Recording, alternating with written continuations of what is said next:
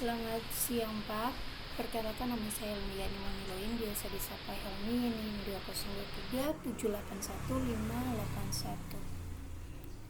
Saya akan mempresentasikan pariwisata alternatif tentang Kampung Adat Praijing.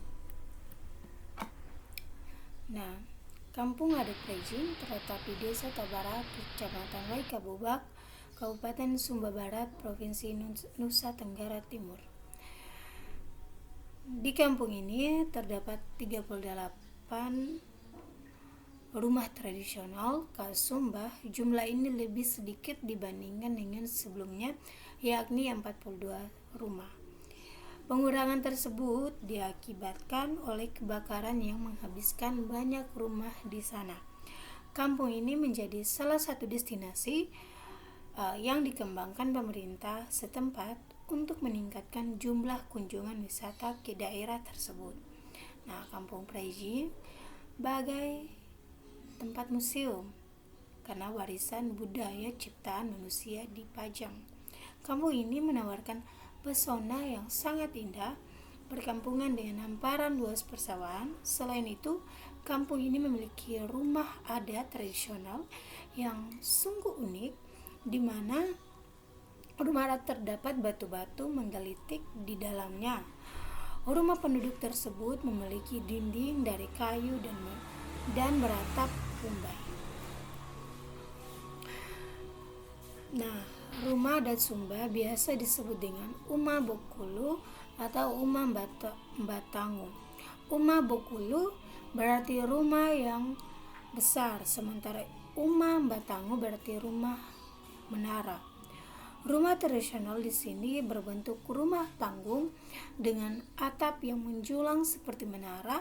Meski begitu, ada beberapa rumah yang tidak memiliki atap menara. Rumah adat di sini berbagi menjadi 3 bagian.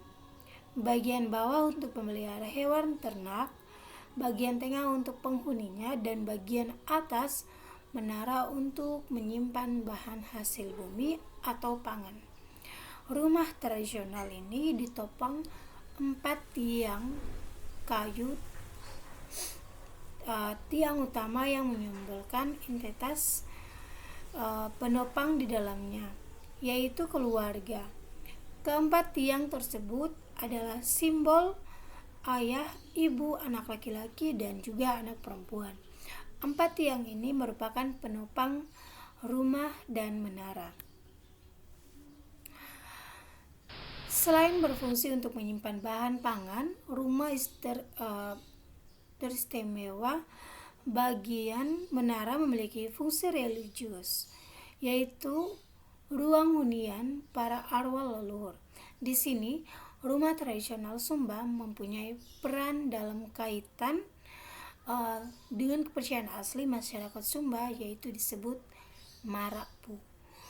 Dalam relasi horizontal, rumah menjadi dasar dan sumber nilai moral dan etika bagi kehidupan. Rumah besar dengan 4 tiang kokoh yang menopang atau simbol ayah, ibu, dan anak laki-laki serta anak perempuan ini kehidupan sosial. Di antara 4 tiang kokoh itu ada ruang atau tempat untuk memasang atau dapur. Perapian juga berfungsi untuk mengawetkan bahan makanan ataupun bahan pangan yang disimpan di menara rumah. Pintu masuk ke rumah juga dibedakan untuk laki-laki dan perempuan. Pintu utama yang letaknya di sebelah kiri rumah merupakan tempat masuk kaum lelaki. Nah, sedangkan pintu sebelah kanan adalah tempat keluar masuknya perempuan. Pintu perempuan terhubung langsung ke dapur. Nah, sedangkan pintu laki-laki terhubung ke ruang tamu. Jadi di dalam kampung adat, rumah-rumah tradisional baik Uma Bokulu maupun Uma Batangu terdiri sejajar mengelilingi sebuah pelataran atau mesbah. Di pelataran itu, penganut kepercayaan Merapu biasa menggelar upacara atau ritual keagamaan yang dipimpin oleh kepala adat atau rato. Nah, ada dua ritual besar dalam masyarakat Sumba, yaitu Wula Podo dan Pasola. Wula Podo adalah bulan suci bagi penganut agama asli atau Merapu. Di bulan itu ada sejumlah pantangan atau larangan yang harus dipatuhi penganut Merapu. Pantangan itu antara lain tidak boleh membangun rumah, tidak boleh mengadakan pesta, kalau ada yang meninggal dilarang pukul gong, bahkan tidak boleh ditangisi atau tidak boleh memperbaiki rumah, terutama atap rumah. Selama Wula Podo, penganut kepercayaan asli atau Merapu juga wajib berpuasa untuk tidak memakan daging babi dan anjing. Mereka hanya diperbolehkan untuk memakan sayur dan daging ayam dan juga nasi. Ritual besar kedua adalah Pasola yang biasanya digelar di tanah lapang. Saat Pasola digelar, masing-masing suku akan berperang menggunakan kuda dan lembing kayu. Mereka berhadapan satu dengan yang lain untuk saling mengadu ketangkasan melempar lembing ke arah lawan. Ritual perang adat ini merupakan momen perekat hubungan kekerabatan, bukan sebaliknya. Ritual ini biasanya diselenggarakan pada awal musim tanam setiap tahun. Saat ini kedua ritual keagamaan asli itu menjadi event yang memikat pariwisata. Kampung adat Pariging menjadi salah satu objek wisata yang dituju walaupun berjarak 3 km dari pusat kota Waikabubak.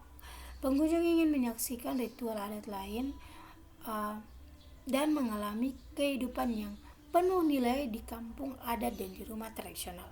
Dampak yang mengakibatkan perkembangan pariwisata di kampung adat Pariging dikarenakan masyarakat dan pemerintah mengikut sertakan membangun, menjaga dan melestarikan tempat tersebut. Masyarakat di daerah tersebut dapat memperoleh hasil tambahan berjualan barang-barang khas Sumba ke para wisatawan yang mengunjungi tempat tersebut. Masyarakat di kampung tersebut harus dituntut untuk terus menjaga keindahan dan tetap melestarikan kebudayaan yang alami sehingga tidak berpengaruh oleh era modern.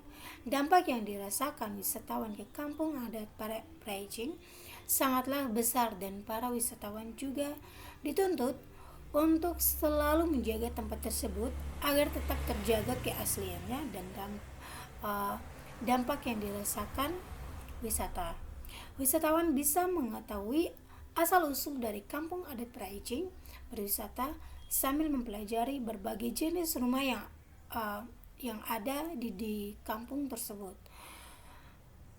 Dapat melihat bangunan-bangunan yang masih tradisional.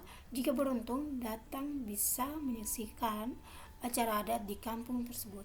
Dengan masih banyak minat wisatawan yang mengunjungi tempat tersebut, membuat pemasukan kas dari daerah tersebut semakin meningkat sehingga keseimbangan ekonomi yang terdapat pada daerah tersebut semakin maju. Nah, dari pembahasan di atas serta atraksi dan dampak yang didapatkan dari kampung adat Pariging sangatlah besar pengaruhnya untuk pariwisata di tempat tersebut. Karena banyak pengunjung, pasti akan banyak mengunjungi tempat wisata tersebut karena memiliki daya tarik yang menarik. Karena kampung tersebut menawarkan keunikan dan keberagaman, serta kampung yang masih sangat alami dengan tempatnya yang memiliki adat yang masih melekat.